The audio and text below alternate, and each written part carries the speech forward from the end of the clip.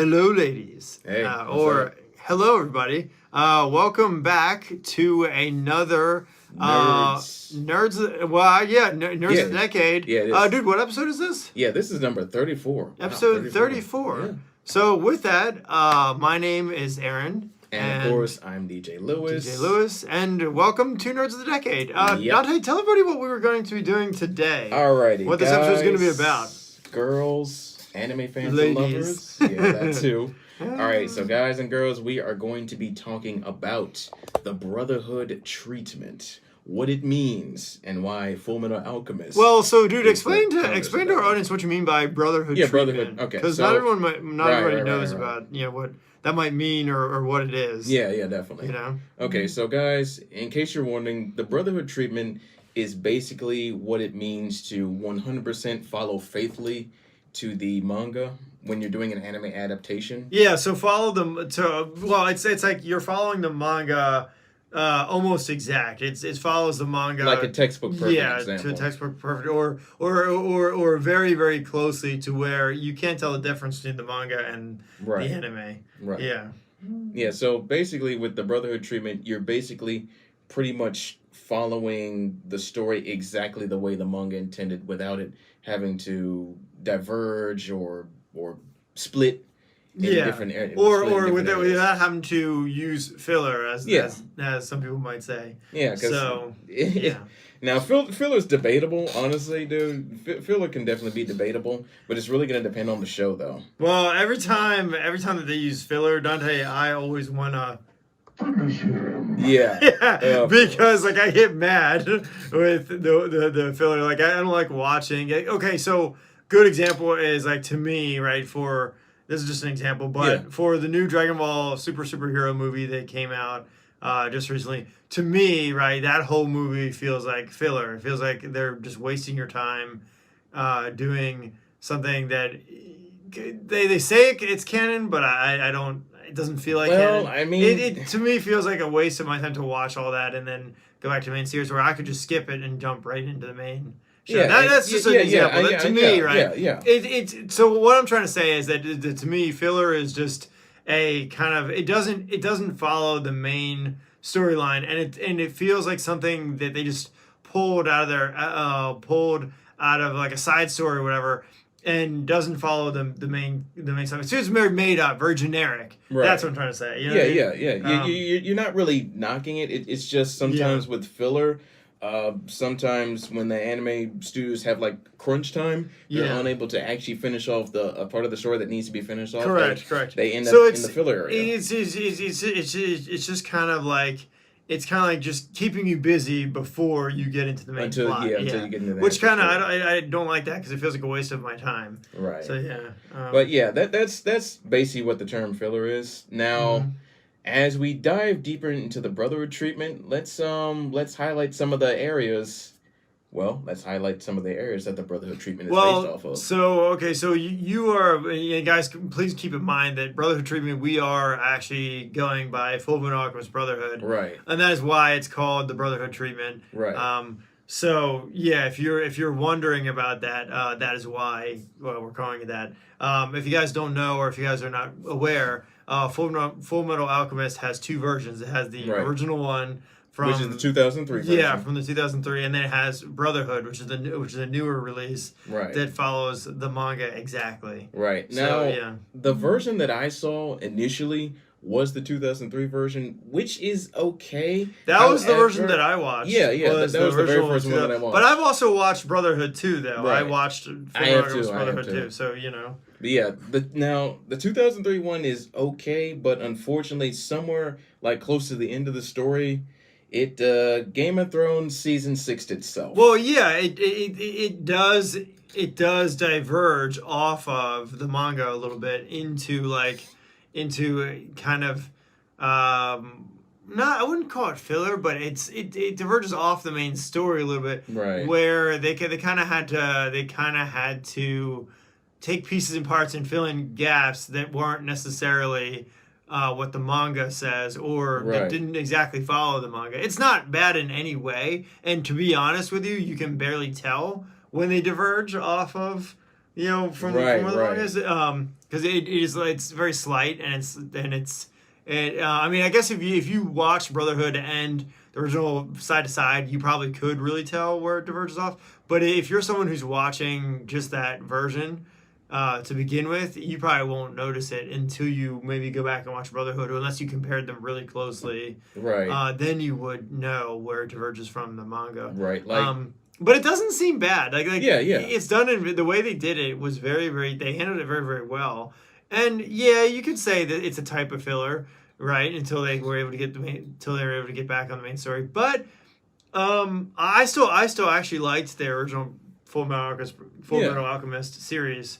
So yeah. The originals again, was still cool. Yeah, even though I'm not a fan of filler content, that actually was done so well that I actually I probably didn't even notice at the time. Right. And back then I think back then I wasn't really aware of it until later on, until Brotherhood came out. You know what I mean? Yeah. For me, I don't think I really discovered what the Brotherhood treatment actually meant until like a couple years after I saw Full Metal Alchemist 2003, and then I went back and read the manga, and then right around the time Brotherhood came out, I went back and watched several episodes of 2003 and then 2009. But right as the manga finished in 2010, I went back and watched the entirety of Full Metal Alchemist Brotherhood, and then I kind of got the difference of it, because now with Full Metal Alchemist Brotherhood 2009, it actually, right around the time that the manga was finished, it actually pieced everything together. So now the story looks more put together, and it doesn't look fillerized near the end as the 2003 did. Yeah, well, even Brotherhood, if you watch Brotherhood, all of it, you will notice, you'll start to notice the differences between the two. You know what I mean? Right, you do. Yeah. So, but I think that's usually with anything where okay, so that's like if you watched Dragon Ball Z, right? Yep. And then you watch the Kai version. Well, no. I was gonna say if you watched Dragon Ball Z and then you jumped straight into DBZ without watching Kai and jumped straight into GT, because back in the day before Kai was out, they used to air just Z, and then they would finish out Z and move straight into GT. If you watch Z to GT, you probably wouldn't notice much of anything until you compared it to Super, or until you watched Kai. Yeah. And then you'd start noticing differences, because even in Dragon Ball Z, there were points where they added stuff that was not in the original manga, or not in the original the original plan, or the original manga for Dragon Ball Z, which Funimation added it only for the anime, right, to juice it up to make it funnier and stuff like that. That is not in Kai. And also, if you with GT, if you watch Z into Super, if you jump from Dragon Ball Z directly into Super, you'll notice there's differences between jumping from you'll notice the difference between how Super's more canon than GT in certain spots, and you will notice differences between the two. Right. Now, some people have said that parts of GT are canon and parts are not. So that's completely up to you. That's more debatable. How you want to take it. But if you're just following Dragon Ball lore, and you are following the stuff that strictly the creators of Dragon Ball Z, and Dragon Ball Super, then you will notice where GT differs and kind of diverges off into a different timeline than what you started out in with Z, or with Super, or with Kai. So it's that's kind of the same thing with a lot of shows. If you watch an anime that starts out one way, but then like Naruto, where they start one way, and then the anime didn't have, or the anime runs out of original content to continue, and they kind of have to stall for time. The manga didn't finish. You'll notice that. You'll notice there are points where you're like, oh, wait a minute, we kind of diverge off into a different timeline, or a separate story, or a side story, or whatever the case may be.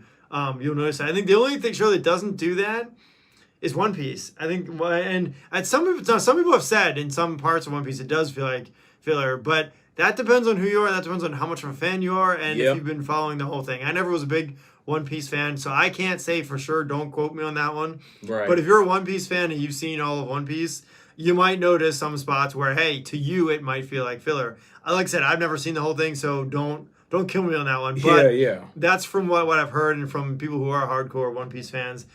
Sometimes they've said that. That may not be true, so True. you know. True, definitely. But yeah, with some shows you can tell where it diverges off to another timeline or kind of a side story route.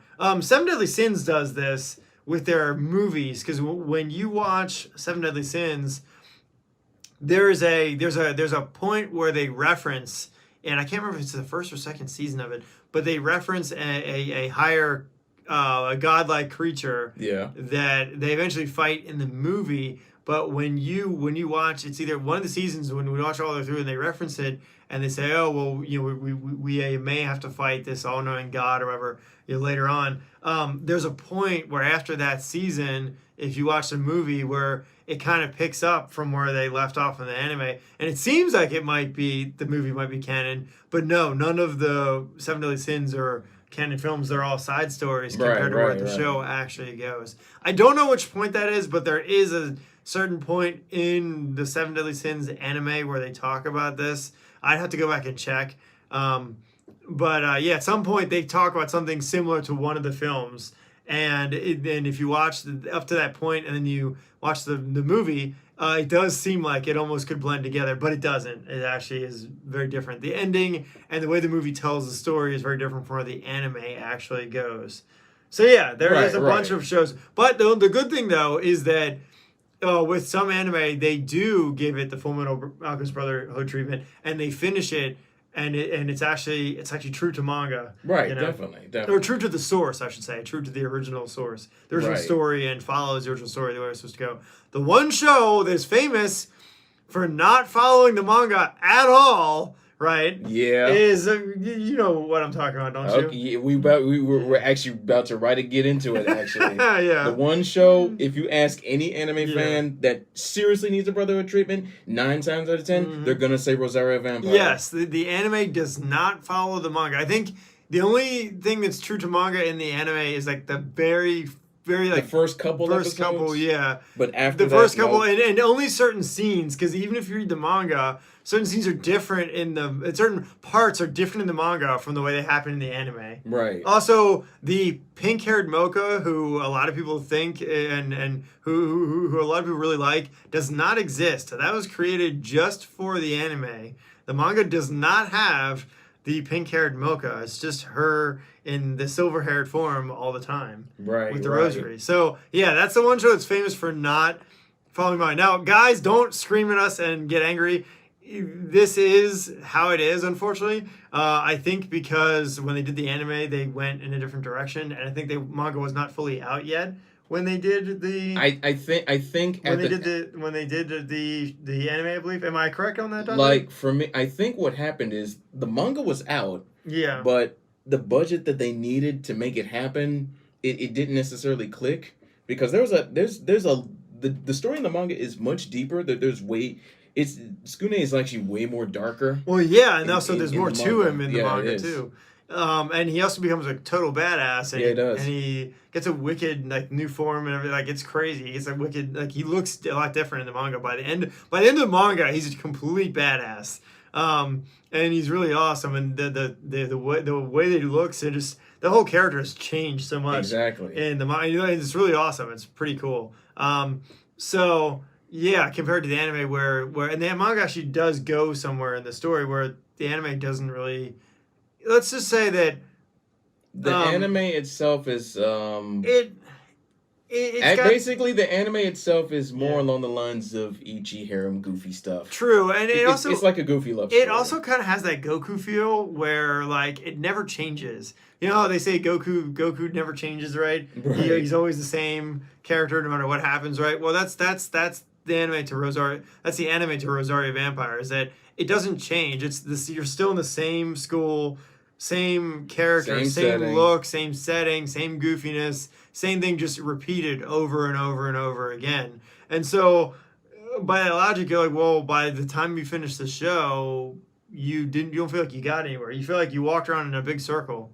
Yeah, pretty much Groundhog Day. Yeah. So that's the one show that's famous for that Brotherhood treatment, um, and yeah, it doesn't follow them. It doesn't follow the manga at all, really. Except for maybe that first like small segments, like the first couple episodes. That's really all. Now, hey, look, hey, look. If you guys like that, that's cool, right? We aren't judging you. We aren't telling you, what to do or anything like that. If you like it and you like watching it, great. And if you're someone like us who actually wants to see the manga turn into an anime and be done as an anime, good. That's good too. More power to you, because if more people got behind the Brotherhood treatment, I think that more shows would get the. Would get an anime that's close to the manga. The attention that they deserve. Mm-hmm. So actually, I kind of wanted to highlight just a couple of points that I found in Fullmetal Alchemist Brotherhood that hopefully somewhere hopefully some Japanese artists out there can take a page Yeah, go out. for it. All right, so one of the first things that jumped out at me was the fact that Fullmetal Alchemist Brotherhood didn't really have any background or one-note characters that just show up for an episode and then after that they're gone.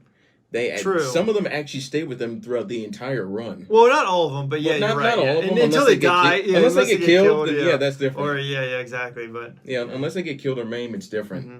But I think also Fullmetal Alchemist doesn't really have like all of your crazy tropes, like they feel like they have to fill like a certain trope. Everyone's in there for a specific reason. It doesn't get okay. There are some scenes where it's but not all of them are like that. It isn't like other anime where like certain shows. The creator or the writer or whatever, they're like, okay, so a good example is like Dragon Ball, like the OG Dragon Ball. Original Dragon Ball. They actually go out of their way to actually make you.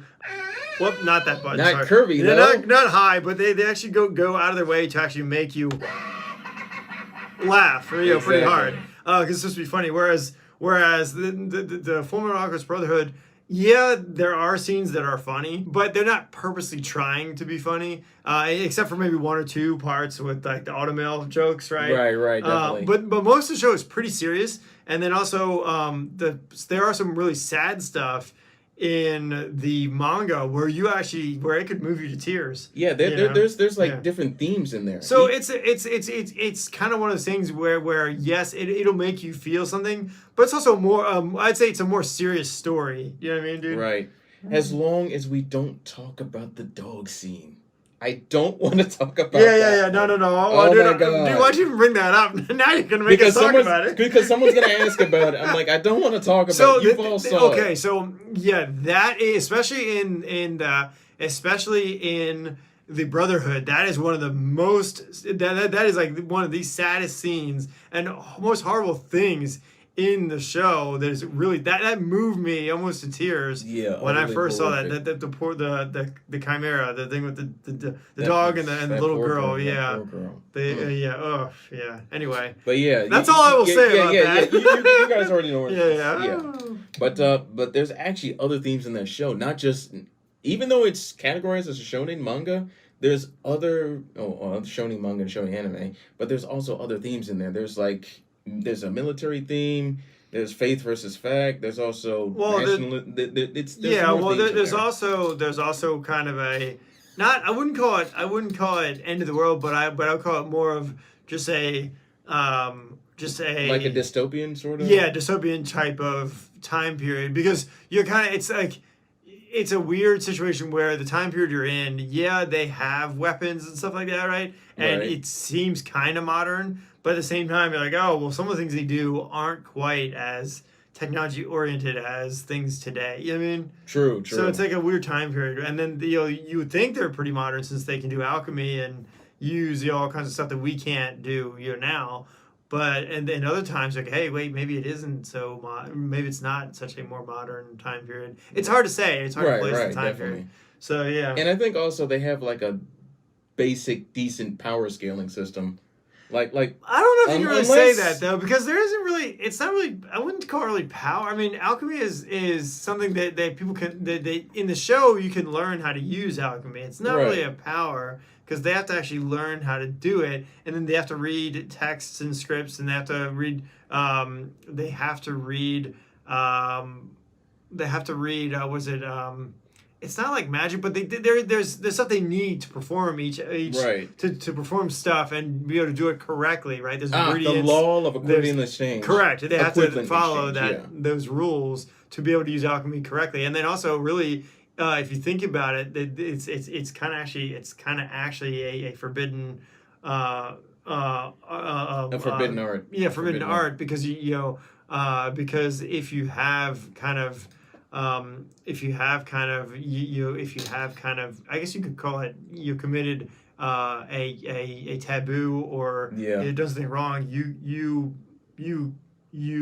can use alchemy, or you could be able to use alchemy, but it also could backfire on you, in which you could either lose your life or you lose someone close to you. So just ask Edward and Ed. Yeah, I wouldn't really call it a power as much as I would say it's it is the way they describe it is what I would say. Right. Like there are I'm trying to think of a good way to put this. There are certain things that you shouldn't. There are certain things about life that people weren't made to mess with.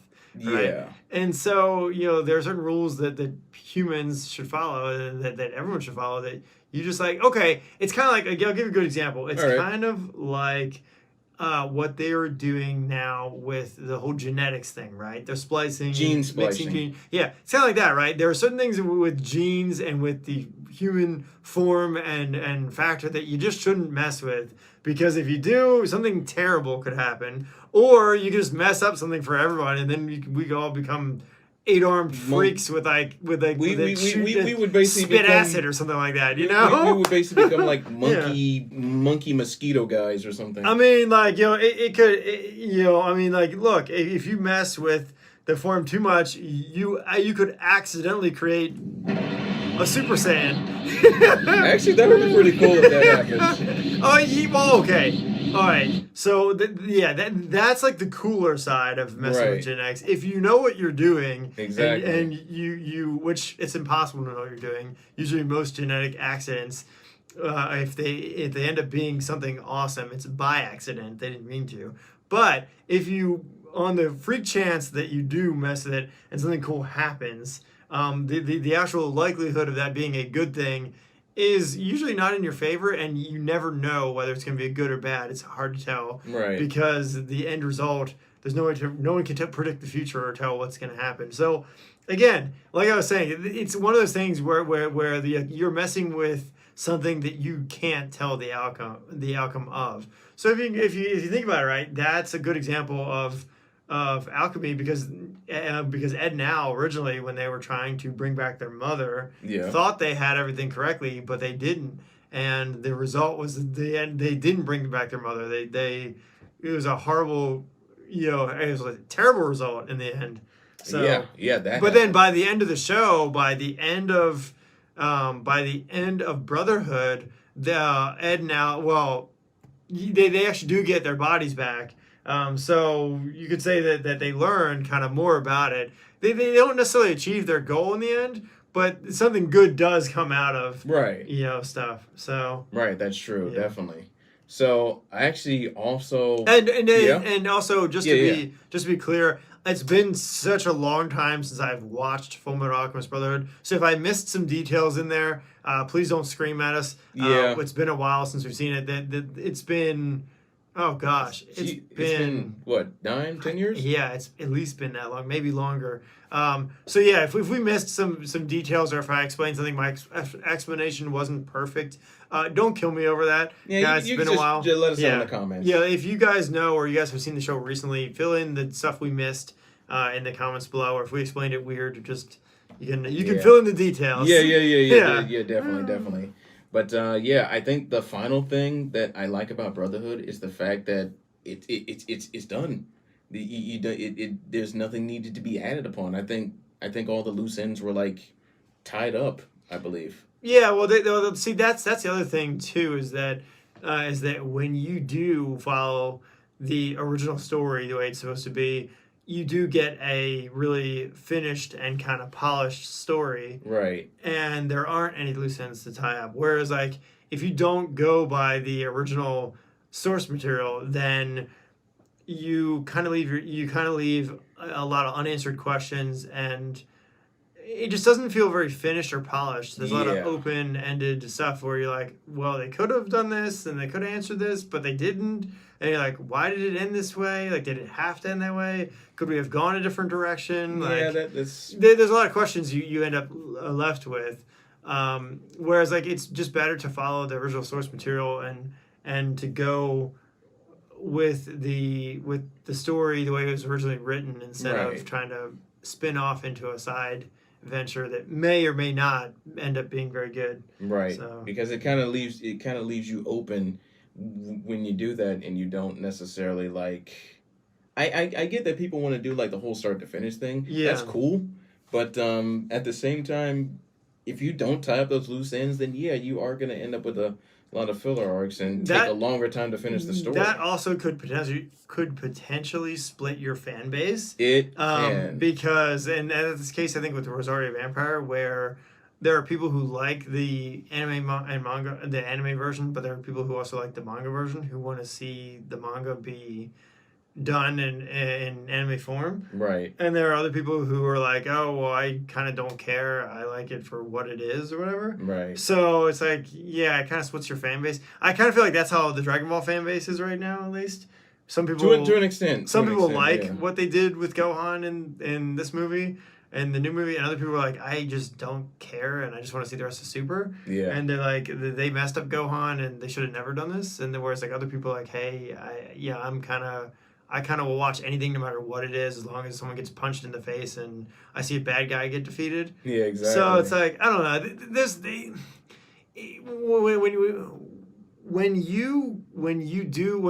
If you're a Japanese artist or creator out there and you're writing a story, best advice I have is to just go with your first intentions, and if you do go with like whatever idea you have first or whatever story you have laid out, make sure it's laid out well, right? And make sure that you continue on that same path. Don't alter or like change your path too much, because then you could split your fan base. And if you are doing an original story, if you're creating an original story and you're doing a movie or whatever, and you decide to make that movie a side story, keep it as a side story. Don't try to integrate it into the main storyline, because then it could potentially split your fan base, or it could just mess up the the level, order, the pacing. Yeah, level pacing, and just the order of your story, which is what is going on. I think with a little bit. Which is what is happening a little bit with the Dragon Ball fan base, according to the stuff I've heard about the new superhero film and what they've said about it and stuff like that. So yeah, just if you're gonna do a manga, or you're thinking about writing an original story, keep it consistent all the way through. Because you get a better story, and then don't break it up because you get inconsistencies and other stuff, in there, which could split your fan base, Yeah. And also, if you're going to produce an original anime, or you're going to do an original anime, make sure you have enough source material to go the whole way through your anime without having to stop or cut it. Because we've seen that. Speaking of Fullmetal Alchemist Brotherhoods, we've seen that one too many times with a lot of shows where. So, good example of Naruto. They wanted to air all of Naruto and go right into Super. How many years did it take them until they got into Super? It took them a while, Dante. But a good 3 years. And most of the fan base that was watching it at that time, or who first got into it, just got completely away from it because it was all filler. And they were waiting for the actual story to pick up, to continue on. And most people just either read the whole manga and they're like, screw the anime, it's filler, or they watched the filler and they're like, okay, now the original story's back, and they couldn't tell the difference, or they they just lost so much interest in it. They're like, okay, I'm done. Yeah. I mean, for the people who hung in there, great, right? But a lot of people who at the time period who were introduced to it, like myself or whatever, a lot of us older fans were like, okay, I'm not watching this filler junk. I'm gonna probably just skip it, read the whole manga, and get the main story out of the way. Right. And then if you want to go back and watch the filler stuff, you can, but you don't have to if you don't want to. That's good advice for Bleach, right? Yeah. Bleach could be going through that. Now, Bleach is a different story because it's up to you whether or not you think the Fullbring thing is good or bad and whether you like watching that or not. So that's kind of up to you. Some people think it could have been filler. Other people like it. So that's up to you. It's gonna be debatable. Yeah, to me, what I might do, and it depends on when they come out with the next piece arc to Bleach. What I might do is I might go back and watch the original Bleach series and stop right before they hit the Fullbring arc, and then pick up the new one. Yeah. Just because I want to see what it's like, what the story's gonna be like if you jumped from the original Bleach story, stop it right before it hits the Fullbring arc, and then just go directly into the new one. I want to see how it connects. It may connect better that way. It depends on where they choose to pick up the Bleach story now. So yeah. Right, definitely. So guys, hopefully this kind of helps you understand exactly what we mean by the Brotherhood treatment. And if you haven't gotten the chance to see Fullmetal Alchemist Brotherhood yet, I recommend that you check it out. Yeah, go watch it. You'll have a better understanding of why a lot of the fan base, including the FMA fan base, think that there's some shows out there that could really use this treatment. Yeah, I mean it's basically really all you're doing is it's like what they do with the movies, right? It's just like a retelling that's more true to the original story. More authentic. Yeah, more authentic to the way they originally wrote it, right? Right. So think of it that way. And then, hey, if you're someone who watches it no matter what, then maybe you're not so worried about this, Yeah, definitely. You don't have to worry too much about it. And by the way, of course, if you guys like what we do, we suggest that you get over here and subscribe. Yes, follow us. Also, make sure that you are subscribed to all of our social media platforms, and make sure you bug the conventions if you want us to see us at a convention to do a live Nerds of the Decade podcast. Yeah, because we want it back on the road, guys. Yes. So yeah, if you want to see us, go bug your conventions. Go bug your local con. And yeah, help us out or tell them to pull us out to a convention, and that way we can come see you guys and do a live podcast. Maybe even get some voice actors into a live panel. Yeah. And if you want to play Nerds Against Humanity with us, which may be a 18 up panel possibly. Yeah. So yeah, if you're out there and you like Cards Against Humanity or Nerds Against Humanity as we're gonna call it, and you want to see us do a panel like that with some actors, definitely bug your con and get us out there. Yeah. But yeah, like Dante said, we hope you guys like this episode, and we hope you guys better understand the Fullmetal Alchemist Brotherhood treatment kind of theory, and also why a lot of people think the way they do and want shows to be followed by their original story. Right. So yeah, with that, I think, Dante, it's time to finish it up. Yeah. So anything else you want to say before we go? Any last comments or just any last things you want to say to the audience before we? Well, I mean, I would definitely say that again, if you guys think that there's some shows out there that could use this treatment, hit them down below in the comments. Let us know what you guys think could use the Fullmetal Alchemist Brotherhood treatment, or that you might think could be better or done better if they did it more true to the manga. I'll tell you one thing, and I'm gonna leave this up to the fan base. Yeah, right? yeah. The one thing I'm excited about is Sword Art Online, the one that is supposed to be done. They're gonna go back and do it true to the novel. Yep. I'm kind of excited. I'd love to hear what you guys think. Do you think that Sword Art would be better if they went back and did it the way the novel? And also, have you read the novel? If you've read the novel, you know the novel is way more in-depth and way more detailed and tells the story the way it originally should have been told, rather than what the anime does. Right. Skips out a lot of pieces. So yeah, let us know. Do you think Sword Art Online would be better if they did the novel version, or do you think it should just stay the way it is? Personally, I'm excited to see where they go with when they do redo it, and they do the anime more like the novel should have been, or more like the novel is, and they do all the details. I'm curious to see how it will be. Now it'll be a longer episodes, but hey, if it's more, if it follows the novel to the exact T, I'm for it. Yeah. So yeah, let us know what you guys think. Anyway, with definitely. that, dude. Hopefully. Peace. Until next time. Yeah, we have Stay out granted of your trouble, wish. guys. Yep.